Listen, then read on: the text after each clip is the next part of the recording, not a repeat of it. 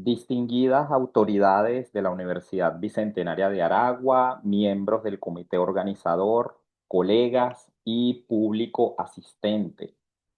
Es un honor darles la bienvenida a este espacio de reflexión y compartir con ustedes esta jornada de conocimiento. Mi nombre es Iván Bello y hoy les agradezco su valioso tiempo y atención dedicado a esta conferencia que, como pueden ver, está titulada Geopolítica de la Transición Energética, riesgos y vulnerabilidades en materia de aprovisionamiento. ¿Por qué este tema? La transición energética será uno de los principales impulsores en la demanda de varios minerales críticos. Esta va a ser una transición que requerirá un uso intensivo de los recursos, tanto minerales como metales. Actualmente, la mayoría de estas materias primas se utilizan para fines ajenos a la transición energética, pero se prevé que su demanda aumente a medida que ésta avance. La evaluación de la criticidad de las materias primas es dinámica y cambia constantemente según factores económicos, geopolíticos o también tecnológicos. Actualmente no existe una definición que sea universalmente aceptada de lo que constituye una materia prima crítica. Por lo tanto, muchos países y regiones mantienen listas de materias primas críticas que generalmente reflejan las tecnologías actuales que posee en este caso cada estado. Reflejan también la dinámica global de la oferta y la demanda y el contexto en el que se realizan las evaluaciones. Tenemos que el impacto de las interrupciones en el suministro de materias críticas es mínimo para la seguridad energética, pero es considerable cuando estamos hablando de transición energética. La noción actual de transición energética está estrechamente ligada a la disponibilidad continua de fuentes de energía, principalmente porque esta va a depender del uso o el suministro de combustibles fósiles. Sin embargo, las tecnologías existentes de producción de energía renovable podrían seguir funcionando durante décadas, incluso si se interrumpiera el suministro de materias primas críticas.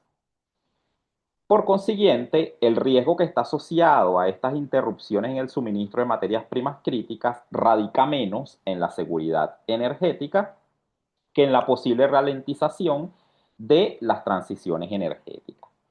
Entonces, esta conferencia está orientada en los efectos que pueden tener estos factores en los procesos de transición energética. Ahora bien, los riesgos de la dependencia y la dinámica del suministro de materias primas críticas difieren fundamentalmente de los combustibles fósiles. ¿Por qué? Porque las características y los patrones en ambos casos son muy diferentes. ¿Okay?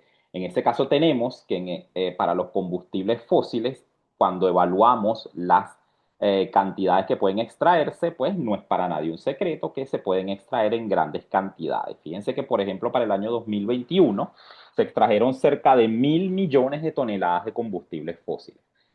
No ocurre lo mismo con las materias primas críticas, en cuyo caso son mucho más pequeñas las cantidades extraídas. ¿Ok?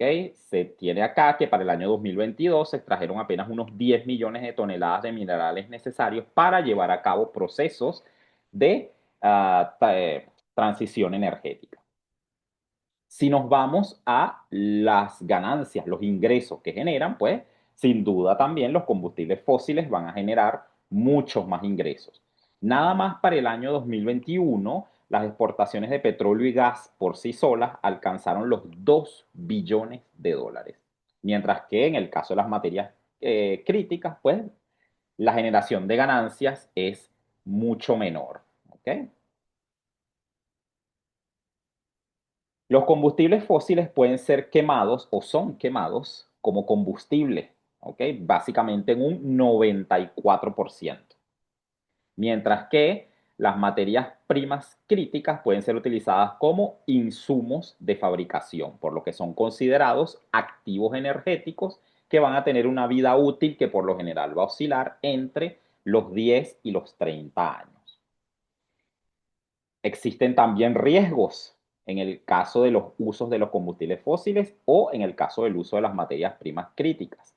Para la seguridad energética, en el caso de los combustibles fósiles, si ocurre una interrupción en su suministro, entonces se provoca una escasez inmediata de la energía y eso se refleja ipso facto en los aumentos de los precios.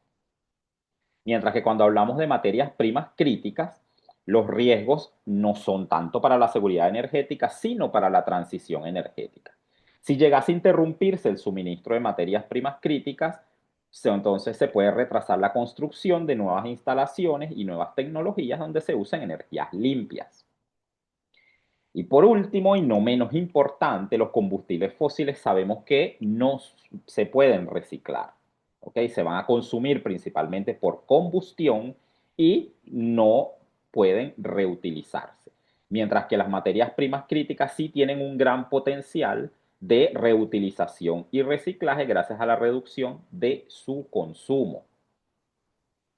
Ahora bien, desde la perspectiva geográfica, el panorama de la minería y el procesamiento de las materias primas críticas se concentra en un pequeño grupo de países que desempeñan un papel de liderazgo. Les muestro acá algunos ejemplos de ciertos minerales críticos. Tenemos acá el caso del cobalto. Tenemos que el principal productor, fíjense que es como un 70%, es la República Democrática del Congo y están en segundo y tercer lugar Indonesia y la Federación Rusa. Son algunos ejemplos.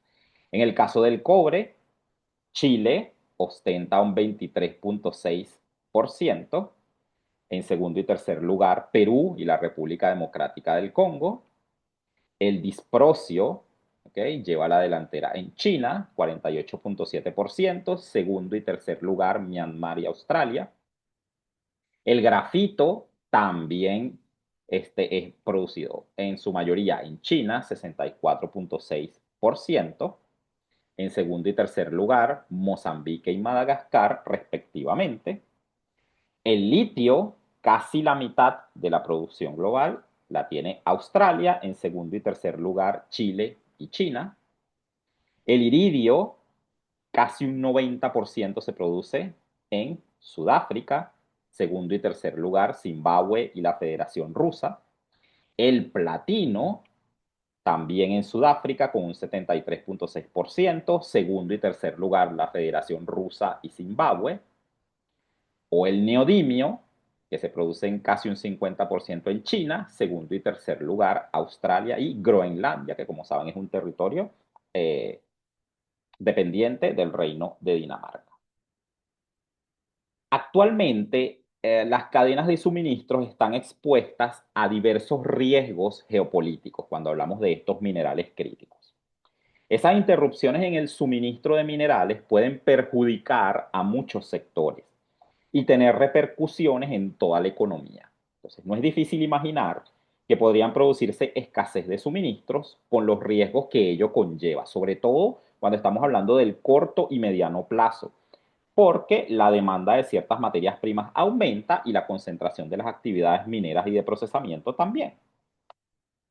Pero por otro lado, cuando hablamos de mediano y largo plazo, es improbable que los flujos comerciales de estas materias primas críticas y la concentración de las actividades mineras, ¿okay?, estén fácilmente sujetos a la influencia geopolítica como sí lo están los combustibles fósiles como el petróleo y el gas. De hecho, las reservas de estas materias primas son abundantes y están geográficamente muy extendidas y es posible procesarlas en numerosos lugares. Examinaremos en esta parte que sigue algunos de los riesgos y vulnerabilidades en materia de aprovisionamiento. Si bien existen otros elementos en los últimos años, por ejemplo, las cadenas de suministros mundiales de materias primas se han visto interrumpidas por crisis como la pandemia del COVID-19, por ejemplo, la guerra en Ucrania o la crisis energética mundial. Estos tres elementos representan lo que yo denomino acá shocks externos que pueden afectar este tema del suministro de los minerales críticos y de hecho lo han afectado. Por ejemplo, en el 2020, la pandemia de COVID provocó confinamientos en toda la economía, lo que causó, evidentemente, una fuerte caída en la demanda mundial de metales. Al mismo tiempo, el suministro se vio interrumpido por el cierre de cientos de minas, de fundiciones y de refinerías. Por ejemplo, en el caso de Perú, que suministra el 12% del cobre mundial, se experimentó el cierre gubernamental más prolongado que haya tenido la historia en ese país, ¿okay? Con todas las minas cerradas entre marzo y principios de junio del año 2020. Ese cierre que apenas duró 21 días, imagínense ustedes, de las minas, tanto en Perú como en Sudáfrica, interrumpió aproximadamente el 75% del suministro mundial de platino en el caso sudafricano. Por otro lado, la crisis energética mundial de 2021 y 2022 abarcó esos 2 años, supuso también un duro golpe para este tema de los suministros. En la segunda mitad del año 2021, por ejemplo, las plantas de magnesio chinas sufrieron cierres parciales debido a los apagones a nivel nacional que estaban relacionados con la crisis energética a lo interno del país. Dado que China representa aproximadamente el 85% de la producción mundial de magnesio, entonces los efectos se sintieron en todo el mundo y evidentemente los precios se dispararon. Entonces en esa época era posible leer titulares como estos que les muestro acá. Y es en el primero, la falta de magnesio, el nuevo problema de la industria automotriz, porque es uno de los minerales que se utiliza para la fabricación vehicular. O este otro, la falta de magnesio procedente de China amenaza con un parón industrial en Europa. En efecto, tuvo sus consecuencias, esta crisis energética que después se volvió global. Asimismo, los frecuentes cortes de energía desde el año 2022 y que se siguen sucediendo han reducido también la producción de metales del grupo del platino en Sudáfrica, que es uno de los principales productores. Finalmente, otro elemento de shock exterior en este tema de aprovisionamiento es la guerra en Ucrania. ¿Okay? La guerra en Ucrania constituyó otro shock externo. ¿Por qué? Porque interrumpió el suministro de varias materias primas, como el níquel y el aluminio, lo que provocó un aumento repentino de los precios, aunque los mercados de metales se vieron menos afectados que otros mercados por materias primas, en particular en los sectores de la alimentación y de la energía. Previo al conflicto, la Federación Rusa era, en efecto, el principal exportador mundial de arrabio, también lo era de uranio enriquecido, paladio y níquel. Y también representaba una parte significativa de las exportaciones de aluminio refinado y de platino. Hasta el momento, hasta donde llega este conflicto, las sanciones no han impuesto restricciones generales, ¿ok? De tipo general a la importación de minerales esenciales, pero sí han introducido aranceles e impuestos a la importación de estos materiales. Por ejemplo, el gigante ruso de los metales Norilsk, níquel, es un proveedor clave de níquel y paladio y ha quedado fuera o prácticamente exento de sanciones, porque hay intereses en los que se prevé que si se sanciona una empresa de ese calibre, de ese tipo, pues va a haber un efecto dominó, un efecto global sobre otras potencias. En los últimos años, también muchos gobiernos han reforzado el control estatal, ¿okay?, sobre sus recursos minerales para así incrementar los beneficios de la extracción o mitigar sus efectos nocivos.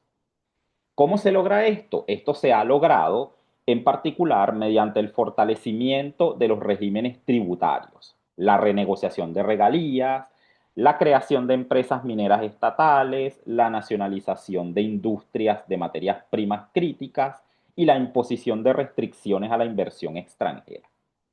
Esta tendencia se observa en numerosos países como Sudáfrica, por citar alguno, Australia, cuya bandera están viendo en pantalla, Canadá, Chile, Mongolia, Perú, Zambia, Namibia. ¿Ok? Vamos a examinar algunos ejemplos de lo que yo llamo nacionalismos aplicados a este tema de los recursos. En el caso de Australia, tenemos que en 2020 adoptó nuevas regulaciones para regir la inversión extranjera, de manera que se otorgaban poderes extraordinarios a la Junta de Revisión de Inversiones Extranjeras para rechazar inversiones, alegando siempre motivos de seguridad nacional. En el caso de Canadá, en el octubre de 2022 se estableció una nueva política que limita las inversiones en el sector de minerales críticos del país a las empresas estatales extranjeras y a los inversores privados extranjeros estrechamente vinculados a gobiernos foráneos. En el caso de Indonesia, en el año 2009 se adoptó una ley que exige a las empresas mineras extranjeras ceder sus participaciones mayoritarias en los proyectos de empresas locales después de que hayan transcurrido 10 años de producción. Otro ejemplo de nacionalismo lo ha tenido también México, que en abril del año 2022 nacionalizó oficialmente la industria del litio, de manera que le otorgó al Estado mexicano los derechos exclusivos de exploración, extracción y uso. En el año 2019, en Mongolia se aprobó una ley que permite al gobierno adquirir hasta el 50% de los yacimientos minerales que el Parlamento considere que tienen un valor estratégico para el Estado. Y en la República Unida de Tanzania, en el año 2017, se adoptaron leyes que obligan a las empresas mineras a ceder al gobierno al menos un 16% de participación en sus operaciones y a procesar su mineral localmente. Merece especial atención en este punto de los nacionalismos aplicados a los recursos la estrategia que ha aplicado Chile al litio. En abril del año 2023, el presidente chileno, en ese momento, que era Gabriel Boric, anunció la decisión del país de nacionalizar su industria del litio. Sabemos que Chile posee las mayores reservas mundiales de este metal y es el segundo exportador. Entonces, ¿qué sucede acá? Actualmente en Chile operan dos empresas mineras, ¿okay?, cuyos logos les muestro abajo. La Sociedad Química y Minera de Chile, SQM, y la empresa Albert Marley. Este plan, esta estrategia que tiene Chile con el litio, contempla entonces la creación de una nueva empresa estatal dedicada a la producción de litio. ¿Okay? Sin embargo, obviamente, esta decisión tiene que pasar por el plano político y va a requerir una aprobación del Congreso. Sin embargo, si ustedes por curiosidad ingresan a la página del gobierno de Chile, pues tienen una parte enteramente dedicada a este tema de la nacionalización del litio. Este es un plan que va a prever la adjudicación de futuros contratos de litio mediante asociaciones de capitales público y privado, en las que el Estado va a tener una participación siempre mayoritaria. No obstante, para generar seguridad, el gobierno no va a rescindir los contratos vigentes. Sin embargo, ha manifestado que tiene el deseo y la intención de que las empresas estén abiertas a la participación estatal antes de su vencimiento. Entonces, tenemos que en el caso del contrato de la Sociedad Química y Minera de Chile, se vence en 2030 y el de Albert Marley en 2043. Para esos plazos, pues ambas empresas deben estar abiertas a recibir este, participación estatal. Otro riesgo y vulnerabilidad lo representan también las restricciones a la exportación de materias primas, algo que viene siendo una preocupación creciente en el comercio internacional debido a que en los casos en que este tipo de restricciones se encuentran, se halla que se han quintuplicado en la última década. Quintuplicado. En este caso, los países que buscan reducir su dependencia de las importaciones de materias primas suelen imponer restricciones a la exportación para evitar la pérdida de fuentes secundarias, como por ejemplo los residuos y la chatarra. Aparecen en la imagen que tienen en pantalla algunos ejemplos donde se indican los porcentajes de restricción a la exportación de ciertas materias primas, así como su uso. Fíjense, 91 y 92% para el platino y el germanio. En los 80% tenemos el cobalto, bismuto y paladio, níquel y fosfatos, fíjense la importancia de los fosfatos, 65 y 68%. En el caso de las tierras raras, casi un 60%, ¿ok? Y vemos por qué estos, porque ellos representan en su mayoría usos para estos procesos de transición energética. El platino para el tema del hidrógeno verde, el germanio para las células fotovoltaicas, el níquel para las turbinas eólicas, el magnesio para procesos de almacenamiento de hidrógeno limpio, el litio para los carros eléctricos, etc. Entonces queda evidenciado acá que ningún país, en principio, es capaz de satisfacer por sí solo su propia demanda de materias primas críticas. De manera que va a ser necesario desarrollar e implementar estrategias de colaboración que beneficien a todas las partes que estén involucradas. Eso por un lado. Y por el otro, creo que los riesgos geopolíticos pueden mitigarse mediante una mayor inversión en investigación y desarrollo. Esto aceleraría el desarrollo de soluciones alternativas, mejoraría también la eficiencia y ampliaría también, en el caso de estas materias críticas, las oportunidades de reciclaje y reutilización. Agradezco nuevamente a la Universidad Bicentenaria de Aragua y a todos los entes involucrados en la organización de esta jornada. Gracias por su valiosa atención.